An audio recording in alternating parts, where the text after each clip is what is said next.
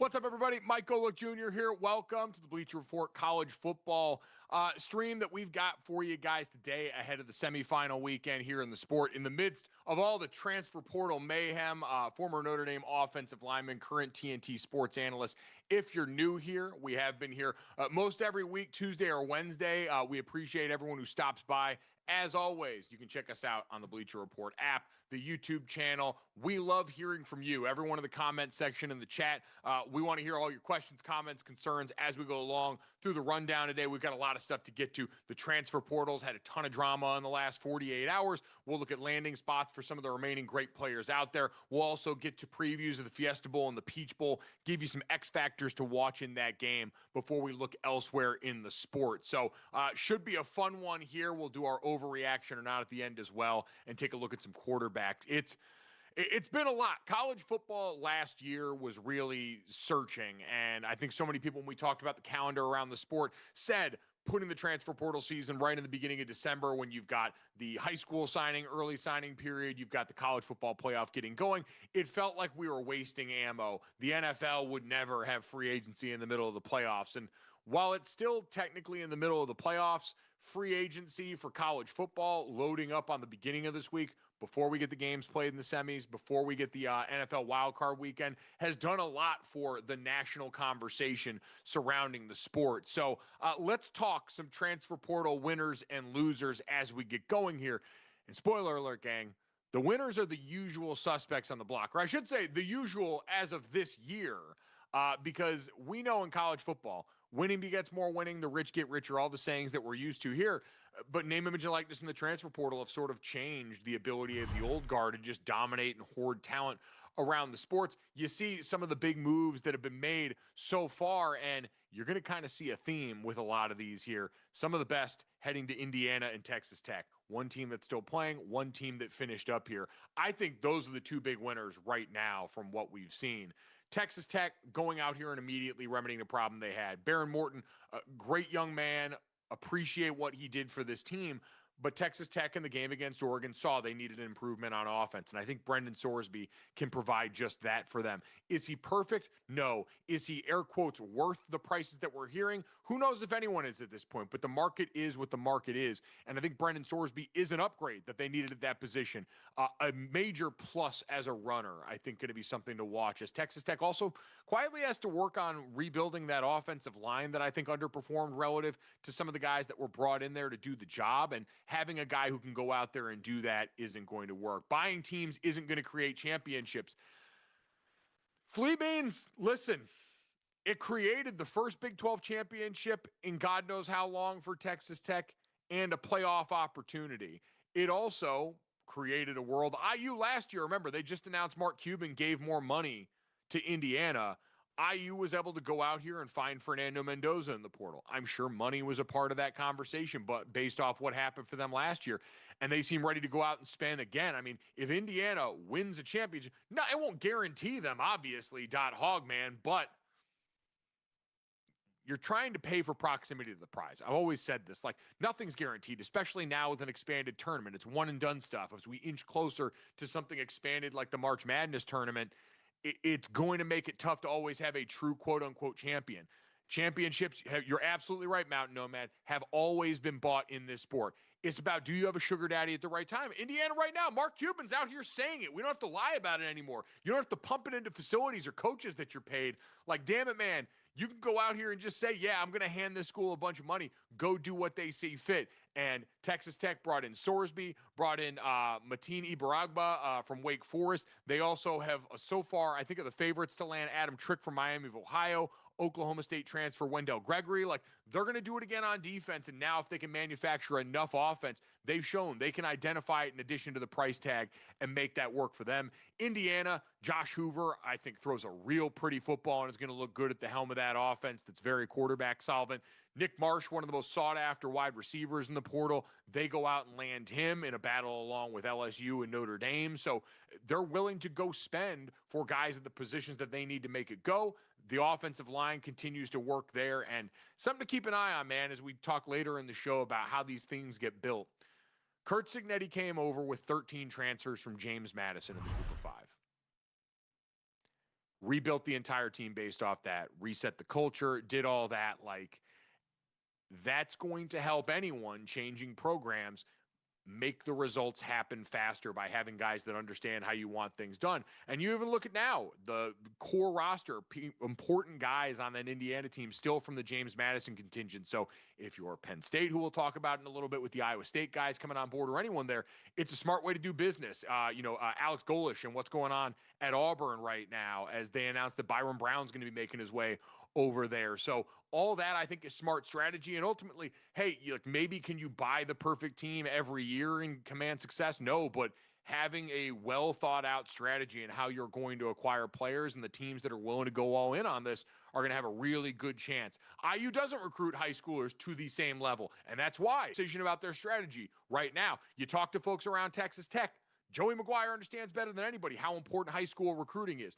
They've got plenty of quality players signed in upcoming classes coming out of high school, but they know if I want to shock this thing overnight and make this into something that can change our reality, hey, we might have to spend a little bit more up front to make that happen, and then it can give way. Diamond BQ, we will see if Texas can come back and do it next year. Coming off that Citrus Bowl win, you're going to walk into the season with a lot of hype, and this time Arch Manning is going to have earned every bit of that. Let's take a look at some of the, yes, I can say Joey McGuire, for those uninitiated, a Texas high school football Hall of Famer, knows a thing or two about that area, and certainly, I think, wants to make sure he makes use of those good relationships. Let's talk about landing spots for some of the guys left in the portal right now. We saw the names of some players that have wound up in some good spots here. We know this just got interesting in the last 24 hours. So for anyone unfamiliar, Damon Williams, quarterback of the Washington Huskies this last year, originally announced last week that he had signed a deal to come back as the Washington quarterback. Then, as of yesterday, announced that he wants to put his name into the transfer portal.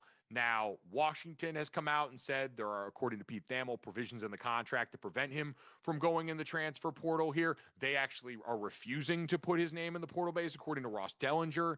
You're going to have the Big Ten involved in this, the way they were last year with the transfer from Wisconsin to Miami.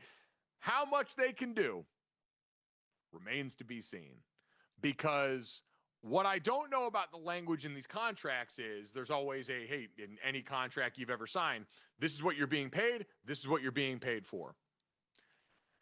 What are you paying them for? Like, these are all still couched as NIL payments. It's not technically supposed to be pay for play in the fine print. And so unless you're willing to say, yes, we are paying him to play football for us, and this causes us harm. I saw Andy Staples pointing out that Washington can say this caused us legitimate harm as a program, because now most of the portal cycle has happened and the game of musical chairs has stopped. But I still think it's going to be really hard for this to hold up if and when these players want to sue. And man, when in doubt, it seems to be a good lever to pull until we have these guys admit these guys are being paid to perform. This is not amateurism, collective bargaining, etc. Like, we all know the answer. We all keep saying it, whether or not they're going to pull the trigger on it. Every coach will tell you they'd rather just collectively bargain it so they know there's going to be rules here. So I would say Damon Williams right now, we will say TBD on that, because it's going to get litigious. Billable hours are going to be had, and I don't know ultimately where he ends up. LSU is the team right now that he was reportedly linked to, as Lane Kiffin and company hosted Sam Leavitt on campus. So in for landing spots, I still had Sam Leavitt at LSU. I think he's getting set to visit Tennessee too coming up. But Sam Leavitt to LSU would, I think, make a ton of sense. LSU missed out on the Sorsby sweepstakes, and so they're looking to try and iron this out. I think if you're Lane, you'd probably want some good PR doing this sooner than later.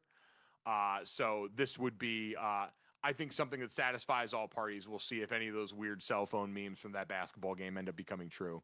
Cam Coleman, I still have Texas. I know he's reportedly considering Texas, Texas A&M, Texas Tech, Alabama, all the Texas schools. But going back to the point someone made before, Arch Manning's going to be a pretty strong selling point. With all these guys, the quarterbacks are a major part of recruiting players. Sorsby was a part of that at Cincinnati last year. Texas Tech, Baron Morton was a part of that, getting some guys to come over. And I think Arch Manning is as strong a sell as you're going to have in college football for a guy that should be the Heisman frontrunner going into next year. So combine that with Steve Sarkisian, who's proven, hey, I can get NFL wide receivers ready to go in our system, and away we go.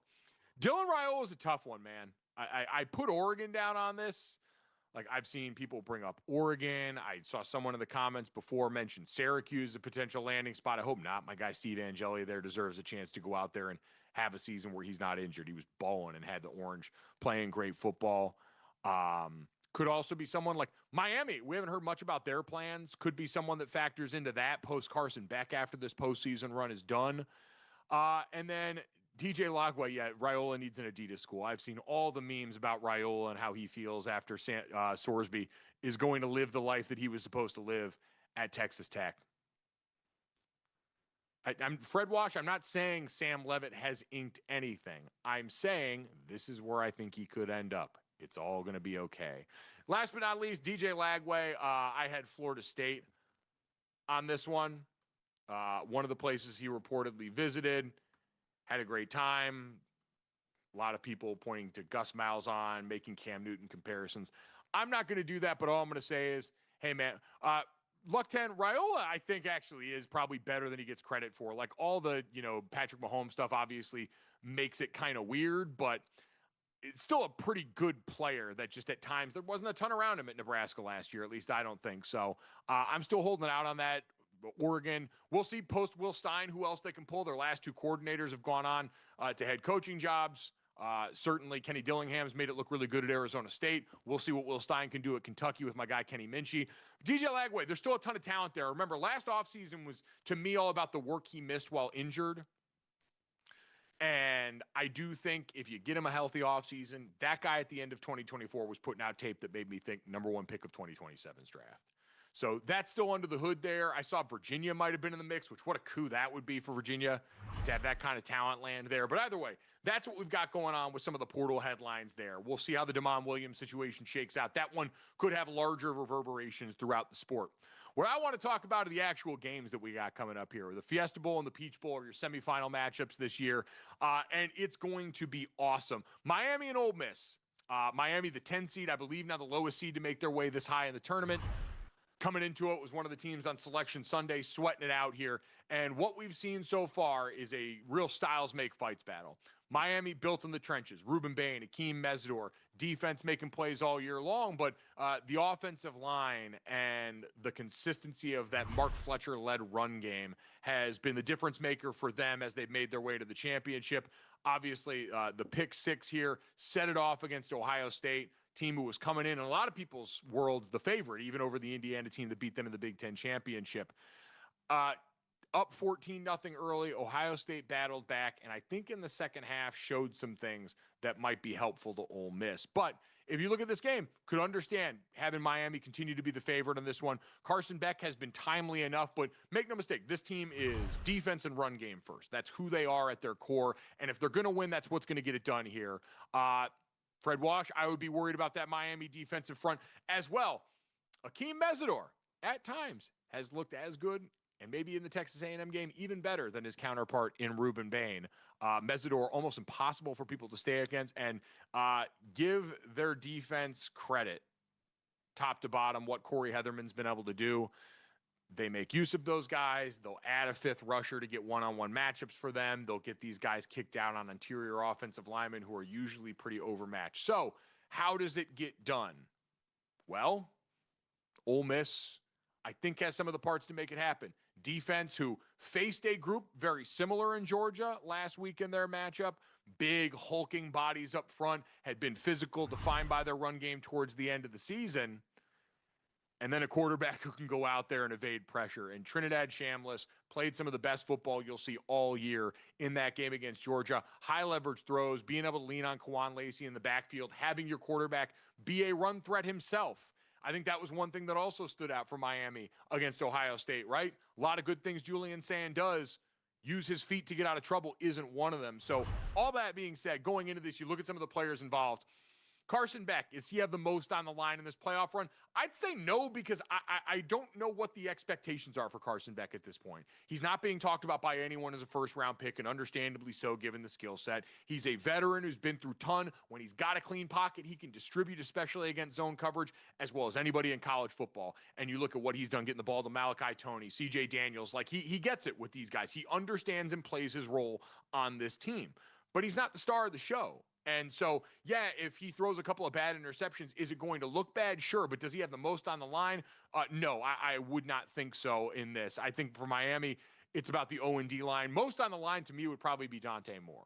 Because if he plays well enough, I think in this class, he's got a chance to challenge Fernando Mendoza for the number 1 pick when it comes to this spring. So Beck is good at doing his job. And like, I don't want that, like, game manager always sounds like a 4-letter word to people. I think you deserve a lot of credit for understanding that and having the poise and maturity to go out and handle those moments the way that he has. For Ole Miss on the other side, like, how much of this is the emotion coming off Lane Kiffin? We've had all the will they, won't they about which coaches are going to show up and actually be available for them this week. It sounds like Charlie Weiss Jr. going to be there. The running backs coach might be there as well. And everything else kind of up for grabs. And you've seen, right? Pete Golding kind of show some of that fire at the podium when talking about a lot of this stuff. This team deserves a ton of credit for their response. And I love my guy Peter Burns, who threw this out on Twitter the other day. Lane and the emotions of that don't have anything to do with this. This team learned how to prepare, certainly under Lane Kiffin, but they have handled their business since then without him. And they get the credit for what happens going forward from here now, and what Dejon Stribling has done, and Harrison Wallace, and Trinidad Chambliss, and Will Eccles, and Cam Franklin on defense, and we'll get to the keys for this game. But I think Charlie Weiss, Trinidad Chambliss, that relationship to me is the most important. Like, when I think as a fan, or excuse me, the fan, God, as a former player, for anyone, again, I'm familiar, played college football at Notre Dame in the offensive line. Like, what I think about most when this coaching volatility was happening is less the game planning during the week and more when it comes to game day, who can I count on to help me problem solve on the sideline? And you get used to how those conversations happen, who I go to, who I'm bouncing information off of, so we can find answers in between series. And at the end of the day, for me, as long as Charlie Weiss Jr. is there to be that voice inside Trinidad Chambliss' head, then I think it can all happen here. So Fred Wash, I agree. Pete Golding has come in and played this exactly right. You even talked about, someone pointed out the mannerisms at the podium.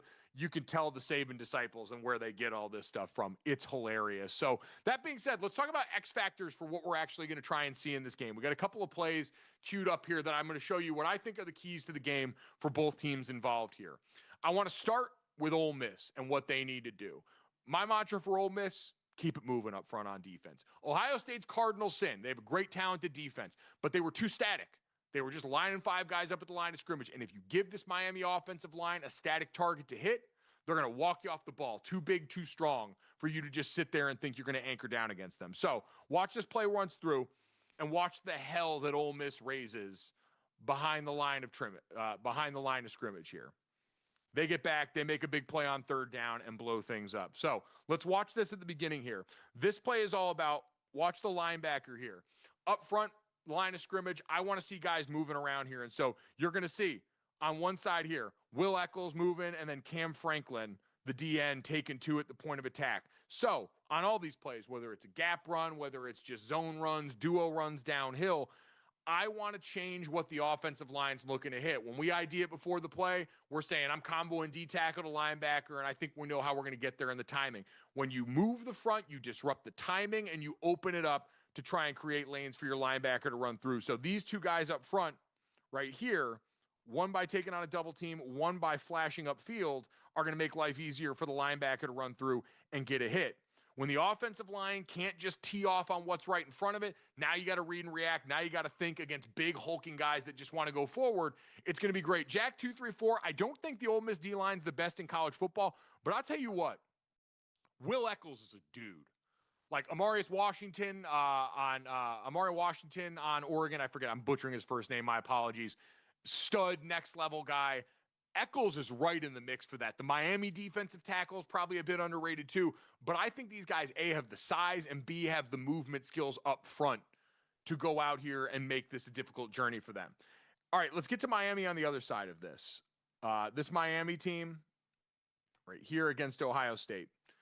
My key for Miami is keep staying grimy in the run game. It's been the formula for them this whole postseason, and it takes everybody. And the guy I want to shout out in all of this is Malachi Toney. So this is the end of the game, 4th quarter. Ohio State had gotten the ball with the chance to try and go up and win it. This is the drive where Miami went down, piled on that late touchdown, and was able to go and ice the game. And to make it happen on this play here, Malachi Toney is basically what they've built the entire offense out of. They'll put him at quarterback. They'll put him all over the place here. And he does a lot of the fun work of being a gadget play guy, getting the ball in jet handoffs, obviously getting the ball downfield. Malachi Toney, every time I turn on Miami, is putting his nose in the fan in the run game here. He is so much fun to watch, and for a young guy to do this, a small guy to do this, I have a ton of respect for how Malachi Toney handles his business as a blocker. So what you're going to see on him is him come through here, sort through the trash up here, and then get a block right here on Jalen McClain, the safety down in the box for Ohio State, and it springs the play. I'll try and stop it here as best I can. He gets in here, and wham, right there, seals the block there. Fletcher runs right off his cheeks, and the rest is history there. So, to me, the most underrated part about that Miami offense is the fact that Malachi Toney is willing to go down there and be a dirty work blocker on the defensive front. So, going to be an awesome game here. Very excited. I'm glad people are giving Akeem Mesidor his flowers. As someone that got to cover him when he was a young pup at West Virginia and saw him transfer to Miami and always figured this would be the case, it is awesome to see that guy get his flowers. Let's talk Oregon versus Indiana now. That is going to be a hell of a game, as is Oregon-Indiana. This one, a rematch of a regular season contest. Indiana went on the road to Eugene and managed to win the game. Can they beat them twice? Can they do the NFL thing that's so difficult? Yes, that is a pause for someone in the chat here. I apologize. Luck 10, does Miami have the edge rushers who can chain Chambliss? Yes, but also Chambliss has shown himself to be a dynamic enough athlete to where I do think that can be a mitigating factor for them on the offensive side facing that Miami defense. I think that offensive line's up to the task. They got to be able to show him a bunch of stuff. I digress. Oregon versus Indiana. Indiana coming off of the most dominant win of the opening round. Oregon not far behind with a 23-0 blanking of the Texas Tech team that was overmatched offensively. The Hoosiers are absolutely capable of beating these guys twice, no question. This is the best coached team in college football, Indiana. I can say that pretty comfortably. The way they execute, the way everyone understands where they need to be, how tied together these guys are, and that's before you get to the quarterback who's dynamic enough to make all these throws, has the arm to make all these throws. Indiana is, I think, unquestionably right now, and Curt Cignetti would be the first to tell you, and he's earned it, the ability to go out and say he's the best coach left in college football right now in this tournament. So I think that absolutely gives them the best thing, the way to do this. Their offensive line is so much fun to watch. This group, we always talk about in the offensive line room, 5 guys need to see everything through one set of eyes. This group is never surprised by anything. This group is never caught off guard. They see it, they react together, they work together, they understand where they got to give and receive help. So I think it's a tall task for Oregon up front. What's different about these teams, I think, will just be the seasoning on Dante Moore at this point. I think he's going to be the key, unsurprisingly, for Oregon, who's dealing with injuries at the running back position. They lose their stud true freshman back, 15 touchdowns combined on the year. So Noah Whittington is a much taller order in that backfield. And when you look at these teams top to bottom, like where you give the edge, we're talking about the guys that are prospective number 1 and 2 picks in the draft, but Fernando Mendoza gets the edge in that regard. Dante Moore's been awesome. Explosive upside, great arm talent, and a mobile enough player. But we got to see the processing get to the level that Mendoza's at right now. Running game overall, it's close to a draw. I'll give the edge to Oregon just slightly here because of some of the versatility scheme-wise for them, even though IU's got some there. Like, I go back and forth on that. The trenches, Indiana gets the win for me here. Both these teams were Joe Moore Award finalists, but I still look at Indiana as such a complete and together group, and for me, that's a huge part of O-line play. Defense is a draw. They're very different styles that are going to make for an interesting fight, and the head coaching goes to Indiana with Curt Cignetti. I love Dan Lanning. I think he is an incredible motivator, a great defensive tactician. He had this team ready to go for years. Oregon's been always the bridesmaid, never the bride. He's got them knocking on the door of a championship, but they might just be running into a force that's at a really interesting place right now. Indiana in the middle of one of the better 2-year turnarounds that we'll ever see. So, if Indiana's going to get it done, if Oregon's going to get it done, how's this going to have to work? Obviously, offensively, they were able to move the ball pretty well last time around. Get the ball down into some good places. I thought the run game still worked pretty well for them. But defensively, what Oregon's going to have to do is kind of what they did really well against Texas Tech. Get pressure with 4 and try and corral the quarterback. So when you go back and look, as we pull up our tape here for this key, Oregon playing Indiana earlier in the year. The reps where they had the most success against Fernando Mendoza. If you send extra guys at Mendoza, he's too smart, too quick of a processor. He knows where all the answers are, and he's going to burn you. So for the Ducks right here, you'll see the four-man rush they've got here, Mateo Uiagalelei and the rest of this group, really talented rushers up front, big, strong bodies that can hold up against the run with this kind of looks, but I think also go out here. So the way they pull this off right here, because you saw other places in the game, if you rush out of your lanes, if you give Mendoza places to go, he's going to move around, he's going to buy time, and he's going to make plays. So right here, what we're going to see is double TE game. So both tackles are going to rush out, and both ends are going to start upfield and then loop in. What this does is, you're going to see it keeps Mendoza from moving up here in the pocket at the beginning. Like, he sees the lane there, now he knows, all right, this is closed off. But the important part's coming here. You got these guys creeping up to the outside, but both of the ends looping in keep their eyes on the quarterback.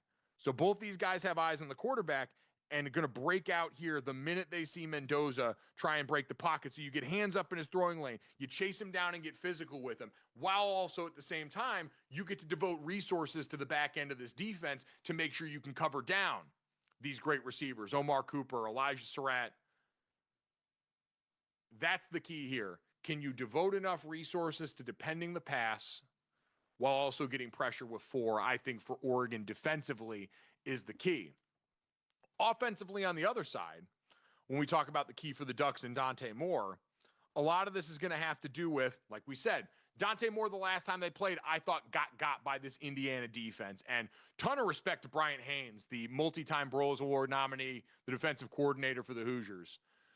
What they present you reminds me a lot of Mike McDonald's schemes in the NFL, where they're going to get guys up. It's the simulated pressure stuff. Show looks that look like they're going to be all-out blitzes. You wind up sending only four, and you get the offense to declare their protection to one side or the other. And the droppers can come from everywhere. This is a play in the Alabama game. Now, Ty Simpson already knocked out of the game at this point, so you're dealing with a backup quarterback, and they're going to try and mess with his eyes on this and mess with the offensive line. Like, quietly, Oregon's offensive line, very good. Left tackle Isaiah Worlds has some technical issues at times, and sometimes looks like at times processing in pass protection, he's got issues. So I want to mess with the tackles and mess with the quarterback. And so you're going to watch right here. You got 1, 2, 3, 4, 5, 6, 7 guys up at the line of scrimmage, an eighth lurking down here. Lots to pay attention to if they're the quarterback. The offensive line before the play set the protection this way. So you're trying to block these 4 guys over here with as many guys as you can. What you're going to see right at the snap is dropper, dropper, dropper, dropper, and then these 2 guys are going to rush on the edge right here. So what you're going to have is 1, 2, 3, 4 guys rushing up front here, but coming from way different angles. So watch the O-line. They're sliding left out to the field. And you got 2 rushers coming back the other way that they're going to have to react late to. Now, the running back's late coming over. The right tackle's late coming over. And so you get them trying to pick up these guys late. You're in the quarterback's face. You force the ball out of your hands. But now on this time around, watch the defensive back here, the guy who's not blitzing. What happens when you force the ball out quick is down in the red zone. Windows close quick. You can break on the ball and play physical. And I think that's the other part for this Indiana defense. These corners and DBs tackle well and hit hard. They're going to set a physical tone on the perimeter. And listen, Oregon's got incredible skill talent there. Sadiq Charles at tight, Sadiq Charles, God, that's a throwback. Kenyon Sadiq at tight end.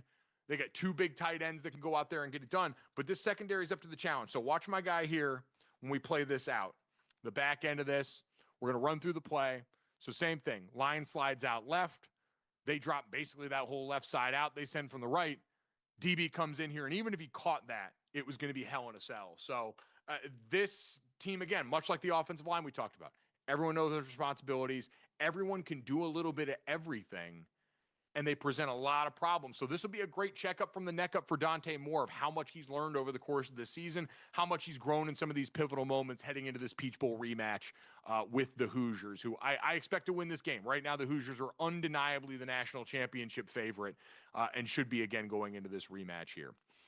All right.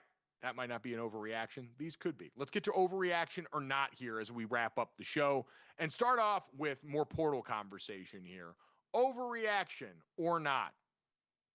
Sorsby heading to Texas Tech is a huge blow to LSU. I'm going to say overreaction. It's a big blow, but I still think LSU rich and motivated enough right now, especially with Kiffin coming over, a lot of bad press. Like, this is a group that is going to go out and make sure they land one of the good ones. And if it's not Leavitt, if they do somehow pull Damon Williams out of Washington, they're going to get a guy. Sorsby would have been great, losing the arms race to Texas Tech, who really seems ready to go with this. Cody Campbell and those guys have a deep bag right now. I still think there are possibilities out there that can make it work. And Sorsby is a very good player.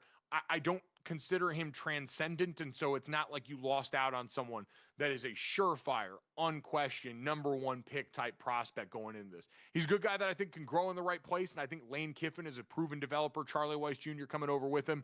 You feel good about your quarterback being in those guys' hands. So I think that one, overreaction. Next one, NIL has killed the SEC superiority. I'll say slight overreaction. Now, the SEC still probably has the deepest talent pool, the highest level of overall investment in football by a lot of these programs. We saw that really pronounced in basketball too. Like, they were ahead of the curve on this, but all the jokes about people, you can pay them over the table now, not having to worry about under the table now. I still think that's a bit overstated in terms of the demise, but we've talked about it. We've said it on the show a million times. The stranglehold by the SEC on the sport at the highest level, that's over. There are a lot more very good teams now, even if I think we've lost out on great teams.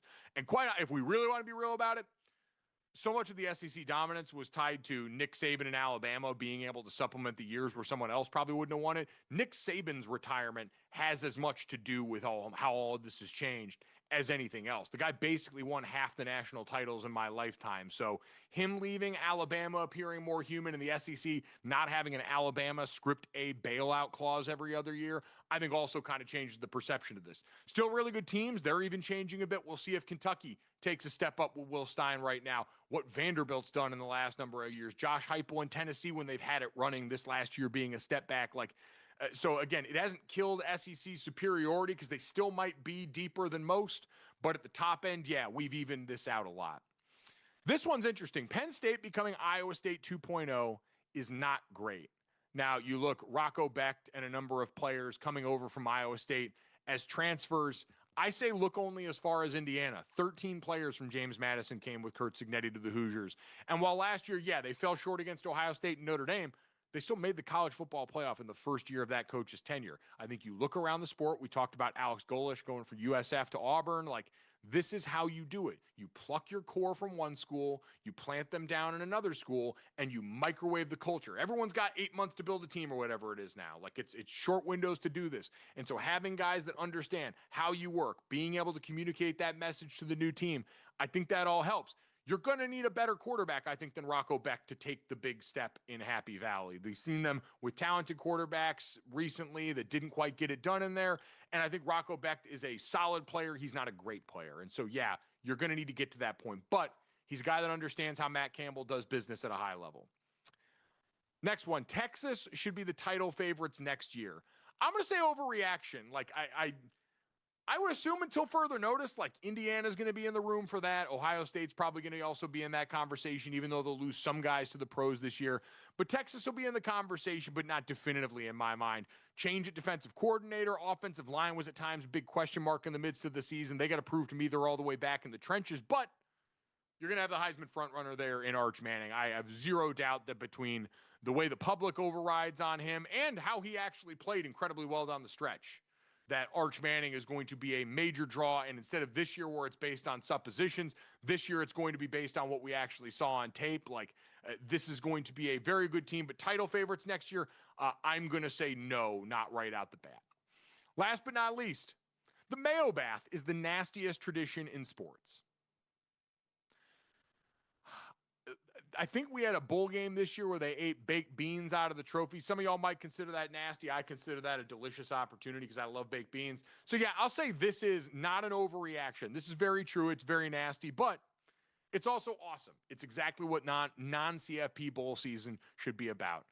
As someone that was watching the Pop-Tarts get escorted to mouth heaven, as someone that was there when we dunked Oreos and mayo and set bowl season off in 2021 back when I was at ESPN, this is this kind of stuff that you're supposed to do.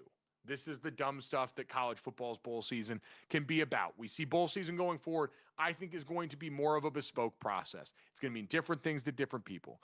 People with young teams where they're trying to continue to build camaraderie and maybe less concerned about the portal action, they're going to love the 15 practices that they get.